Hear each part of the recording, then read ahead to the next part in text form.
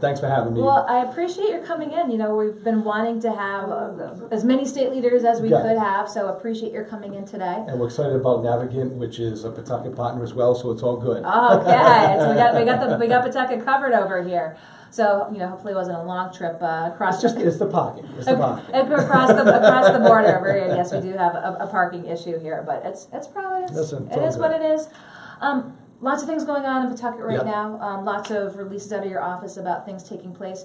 And was it the SBDC? The SBDC. I do want to talk with you a little bit about that. Yep. Talk to us about that. I saw that release this week. You know, we're always trying to do more to reach out to the small business, to make people open and understand that we're here as a tool. So we built a partnership. They're going to be in the City Hall 2 days a week. We've just partnered in with REBA, Rhode Island Black Business Association, where they're out doing a lot of the loan programs, associating with them. So we're trying to bring the small businesses in and make it more customer friendly, if you will, in the business world that I come from, or the news media world that you come from. So who's that going to serve? So to find out that the SBDC is setting up shop in Town Hall, setting up a business, issues with existing, who's it going to help? It's going to help. I mean, as part of it is how do you promote it, right? So it's out there promoting it and saying, listen, come on in, and this is what we do wrong in government. We say, come on in and we'll help you, right? Your point is well taken. So we're out there, the Herb Weisses of the world, the arts and cultural people, the planning department are out there in the community reaching out to the small businesses who are having challenges, you know, making ends meet and continuing on. So we're going to provide those services.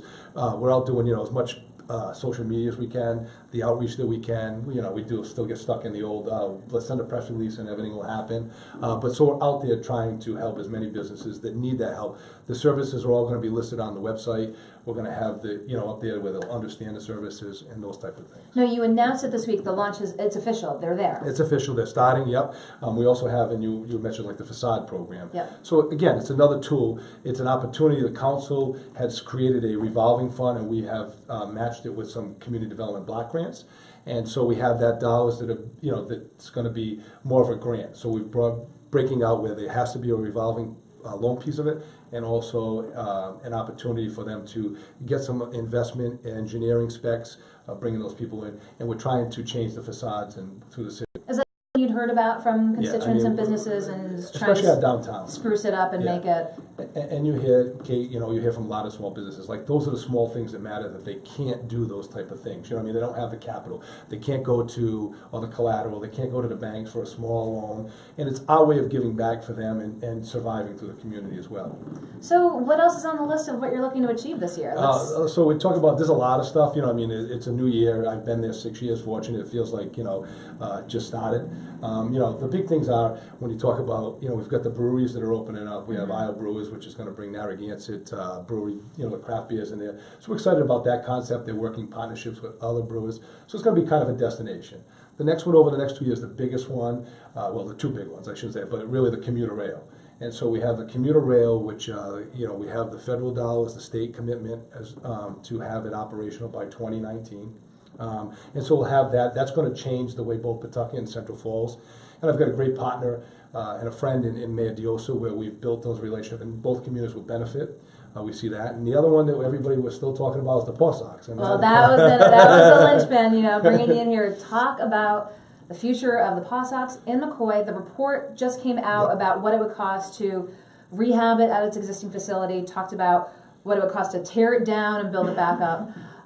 No mention of alternative locations in that report. So talk to me a little bit about the landscape. Obviously a very bruising effort by the ownership to try to bring the Paw Sox to Providence. And a lot of it was focused on taxpayer dollars. And I think there's still that very much concern from what we see. So what's your sense? I mean, what's an ideal situation? And first, and I don't want to take up all the time, but first thing it was important to roll out the, you know, they realized and recognized that they did this poorly. They did a lousy rollout, and we all recognize that, and they've acknowledged that, and we've built this partnership. And what we've been able to do is, through the study, is we wanted to see what the true numbers, because we heard there was a study, there was this, there was that, it was this number, but now we have that true number. It was partnered with the state, the city, and the Paw Sox owners. And we look at that number. So that number comes out, and it's very concerning. You know, you look at, is the right move to reinvest in the McCoy Stadium? Is the option building brand new on that stadium? So the site becomes separate. So we wanted to make sure that everybody understood, hey, here's the truth. The city owns that property. city owns that stadium. We haven't invested in that facility, in that land. So we want to make sure that we knew, no matter what, the mayor had the responsibility to say, okay, what are the upkeeps, whatever it is, even if they went somewhere else. And so over the last year and a half, we've been able to build that relationship. The study comes out, and it identifies all the flaws in the stadium. As the mayor, I haven't walked totally away from McCoy because I still have, as a kid growing up and, my dad taking me there, you still have that emotional attachment. But then the question comes in is, if we're going to, if they're going to develop new and there is going to be some sort of skin in the game from the city and state, very much like there is now, again, not overburdened, like we've talked about in the past, when this was an issue, they asked for way too much. It'll never be anything like that. They understand there has to be a lot more skin in the game from them as private developers and private owners. Having said that, where do we best invest it? And that's kind of where we're at, So there's been discussion, as we've all read, with the ownership and with the owners of Apex. Mm-hmm. City has not been involved in those. This is a private venture on their part. They're trying to identify or purchase or own or have some sort of a agreement on that site. That site makes a lot of sense. A lot of sense from the city. If you start talking about our downtown and revitalize our downtown, that helps to be part of, and no pun intended. So you think Apex could be an ideal location? Right, but it all comes down to, at the end of the day, is how much of the owners willing to put in, what are the expectations? I've got my responsibility, you heard me when I was fighting it in Providence. It clearly cannot be astronomical and something that we cannot afford. Do you think, though, again, if the owners come and ask for some money, you do know that there's folks out there that have their email list teed up and their Facebook pages and saying, because collectively this group is of billions of dollars, do you think that there is a palatable number that folks won't hold politicians' feet to the fire up at the State House? I don't know. I mean, it depends on where it's coming from. I think we have to look at that realistically. To answer your question, I don't know that any number is palatable for some folks, and that's why you have to balance it. I mean, you look at what's happening on a national level, and we have a president who's out there, stirring up the fire, if you will. I think that people that I've talked to in Pawtucket, they recognize that we do have skin in the game. We own that property. We weren't collecting anything off it currently. We have the responsibility of the facility. And so I think there's some of those of approaches are going to have to happen. I don't know what that number is. I think no matter what, even if people say here, and I said to you it's $1, there are going to be people out there. But I truly know and understand as the mayor that I have the responsibility for my taxpayers that I represent first. And I'm not going to go above and beyond anything that I don't think that they would accept. And it's going to be a very transparent process. Do we have any sense of time frame? I know you said that they're talking with each other and you're not involved. But again, we just saw the report. Absolutely. I think folks are saying, okay, what's the next step? Right, and I think that becomes, and I talked to someone today, a reporter today who called, and I think that we have to figure out what that next step is. I think it's going to be sooner rather than later. I mean, they're here till 2020. They've solidified their relationship in Pawtucket. They've looked at areas, Apex being one site. We've talked about our Tidewater site, which is off of Division Street, is another opportunity. McCoy is still a viable site. And we're looking as a city as other sites in case that doesn't work, because they're committed to Pawtucket. So that's good. Now, having said that, they hit till 2020. We're going to have to move. This is going to have to be, transparent and a good process and a good way, having involvement, but at the same token, it's going to have to be really fast because you're talking, it's only 3 years away, and 3 years go by fast. That's not a lot of time. And I'm sure you've probably thought, well, what would happen if they left that location at McCoy and went to an Apex? What would be the best use of that McCoy land? I don't know. When we had to recognize or acknowledge that they were moving to Providence at the beginning, when this came out, we started to look at what those options could be. Clearly, responsibility to fill out what we had talked about. Could it be a school?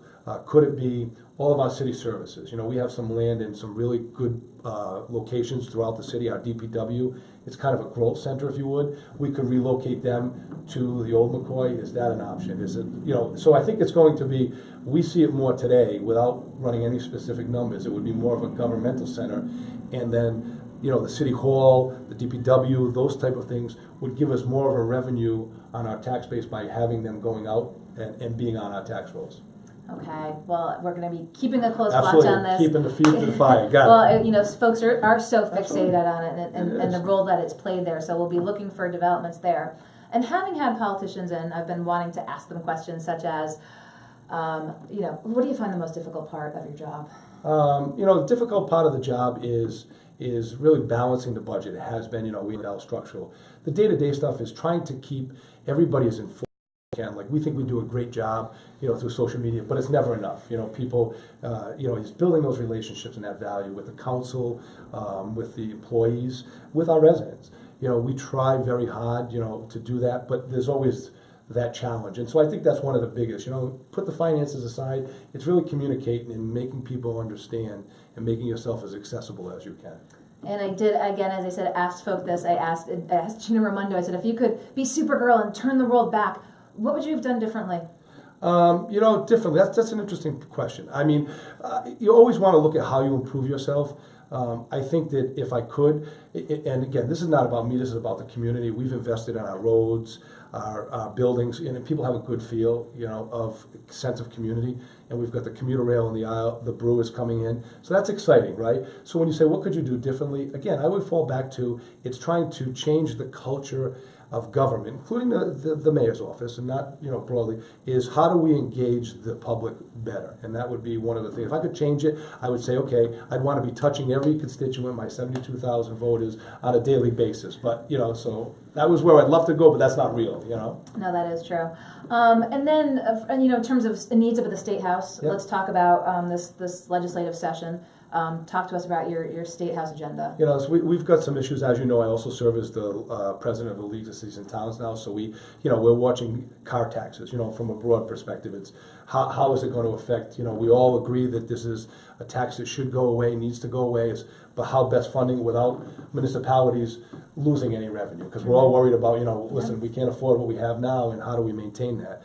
You talk about the Rhode Island Resource Recovery, and the increase in the tipping fee. That's a cost to the burden to the municipalities.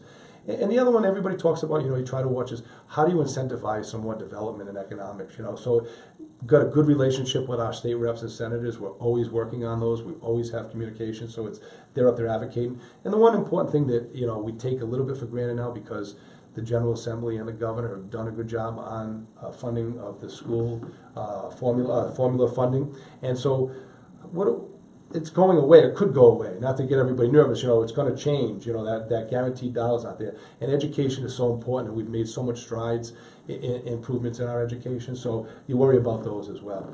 Okay. Well, as I said, I wanted to get you in for just that a good overview. This is the second week here at Go Local Live in the studio downtown. And I'm still looking for the big camera. So. No, it's a I little know. camera. And one of these days I said we're going to spin it around. You can see everything from this vantage point. A lot of times the Yellow Jackets, the Downtown Improvement District guys come by and they wave and we wave back. So it's great. It's interactive. It's just a great way to, as you talk about reaching out to folks to find things real time. And we'll certainly be having you back on as developments happen. Again, a lot of eyes on McCoy. Absolutely, got it. That's as much as a Pawtucket issue, it's a statewide issue. Absolutely. It's a very big statewide issue that folks are keeping an eye on closely. So appreciate you making the big trip over here today. Thank you. Now I've got to find my way back to the traffic case. So. Yes, I'm just kind of bummed. We've already, stick around Providence for a little bit. Why not? We've got a lot to offer here. There's plenty going on. I know that your home is calling in Pawtucket, but it's Friday, it's the weekend. And it's a long weekend. You guys are, everybody else, state government will be closed on Monday. We'll be here. We were here in the snowstorm last Thursday. Yeah, us too. We do too. Yeah. And I am a workaholic, and so sometimes my wife will find it good, and most of the time she'll be happy. Okay, go to work, honey. But other times she's like, do I ever get to see you? So it's a balance. So when we had the snowstorm, Mayor Fun was supposed to be on, and he couldn't make it. He literally Skyped in. From a plow and gave us, so next time if there's a snowstorm, might get you. Do you Skype at all? Yes, I do Skype, and I do all the snow plowing out. For the next show, I'll tell you a little story about my last plowing situation. So, well, as you know, it's the middle of February. I think I've talked with a number of guests. Like, okay, no more. But it's school vacation week. The assembly will be in recess. We'll be here. Lots will be going on. So Mayor Grebien, thanks for coming in today. Thank you, Kate, very much. Okay, that wraps it up here at the Navigant Credit Union Broadcast Center for the week. I had a very interesting day here and a great lineup of folks with Molly O'Brien on the lifestyle side from 3 to 4. I had a great lineup from 4 to 5 that we'll be able to put up later if you weren't able to catch it as I'm broadcasting live here. But stay tuned for next week. We'll have lots more on Go Local Live, again at the Navigant Credit Union Broadcast Center. Go Local News Editor Kate Nagel. Great lineup from 4 to 5 that we'll be able to put up later if you weren't able to catch it as I'm broadcasting live here. But stay tuned for next week. We'll have lots more on Go Local Live, again at the Navigant Credit Union Broadcast Center. Go Local News Editor Kate Nagel.